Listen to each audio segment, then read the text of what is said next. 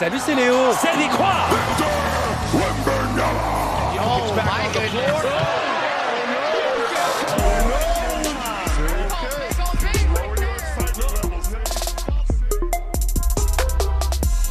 Il a confirmé qu'il faudra compter sur lui de longues années en NBA. Wembanyama. Victor Wembanyama a beau avoir perdu cette nuit en finale du All-Star Game 41-25 contre les OGs, l'équipe des anciens Kevin Durant, James Harden et du MVP Steph Curry, le Frenchie a marqué 11 points, près de la moitié de ceux de son équipe.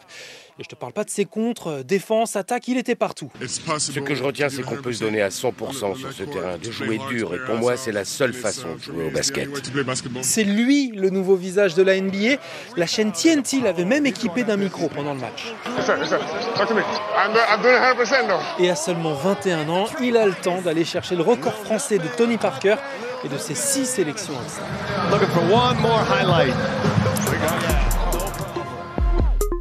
Maintenant, cette proposition de 2 députés contre le trafic de drogue. Et ouais, la question de la légalisation du cannabis revient ce lundi. Alors ça fait 30 ans qu'on en parle mais que rien ne bouge. Légaliser pour assécher les trafics et mener une politique de santé. L'insoumis Antoine Léaumont et le macroniste Ludovic Mendes espèrent faire changer les mentalités politiques, alors que le ministre de l'Intérieur Bruno Retailleau lui souhaite plutôt plus de répression. Il propose donc une autorité de régulation chargée d'autoriser telle ou telle boutique et de désigner les agriculteurs français qui pourraient en faire pousser. Mais bon, on est encore loin d'une proposition de loi sur laquelle l'Assemblée nationale aurait vraiment à se positionner. Ce n'est pour l'instant qu'un rapport parlementaire qui va être discuté en commission des lois. Ils réclament également ensemble un référendum sur la question. Tu n'avances pas du tout au cannabis. D'ailleurs, petite statistique, c'est la drogue la plus consommée par les Français. 5 millions d'usagers chaque année, 1 million chaque jour. Et ça pourrait rapporter près de 2 milliards d'euros par an dans les caisses de l'État. Allez, on y va, allez, cannabis, allez, galop, cannabis, galop, get on down. Dans l'actu de ce lundi 17 février, à tes souhaits, et ça va pas s'arranger avec l'alerte rouge au pollen qui s'étend désormais à 30 départements du sud et de l'ouest de la France, un mois avant le printemps. Avec les changements climatiques, des hivers plus doux, beaucoup de vent, il y a une aggravation des saisons polliniques qui deviennent à la fois plus longues, qui commencent plus tôt. Et de fait, les patients que l'on voit, nous, au cabinet, viennent en consultation avec des symptômes qui sont beaucoup plus sévères. Aujourd'hui, c'est aussi le 500e jour de la guerre à Gaza, l'occasion pour Israël et le Hamas de continuer leurs négociations sur la libération des otages et sur une poursuite de la trêve en cours depuis un mois, même si le groupe terroriste palestinien dénonçait encore ce week-end des bombardements. En Europe, la France va-t-elle envoyer des soldats en Ukraine ? En tout cas, l'Europe pourrait en envoyer. C'est une vieille idée d'Emmanuel Macron qu'il va remettre sur la table.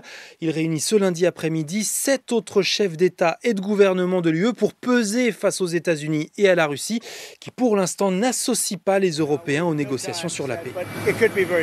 Donald Trump l'a redit cette nuit, il pourrait rencontrer Vladimir Poutine et les Russes très bientôt. Et ils ont vaincu Hitler, et ils ont vaincu Napoléon, vous savez, ils se battent depuis longtemps.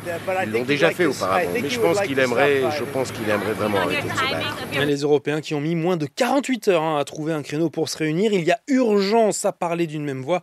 Encore plus après les déclarations du vice-président américain vendredi. En Grande-Bretagne et dans toute l'Europe, la liberté d'expression est en recul, je le crains. Et puis, est-ce qu'il faut y voir un mauvais présage à 2 semaines des Oscars ?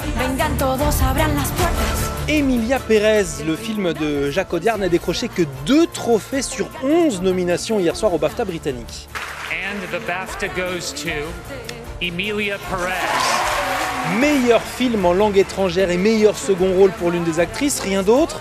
La faute peut-être à Carla Sofia Gascon, l'actrice au cœur de la polémique après d'anciens tweets racistes. Jacques Audiard lui a quand même adressé un clin d'œil sur scène. Merci à tous les merveilleux artistes qui ont donné vie à ce film, mais à toi aussi, Carla Sofia. Et c'est donc Conclave qui remporte le titre de meilleur film, quand The Brutalist décroche lui les récompenses du meilleur réalisateur et du meilleur acteur pour Adrian Brody. Emilia Pérez se tourne maintenant vers les Césars le 28 février prochain, puis les Oscars le 3 mars.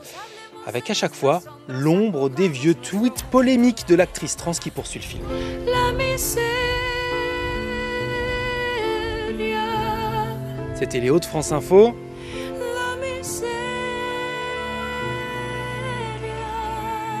Allez, ciao.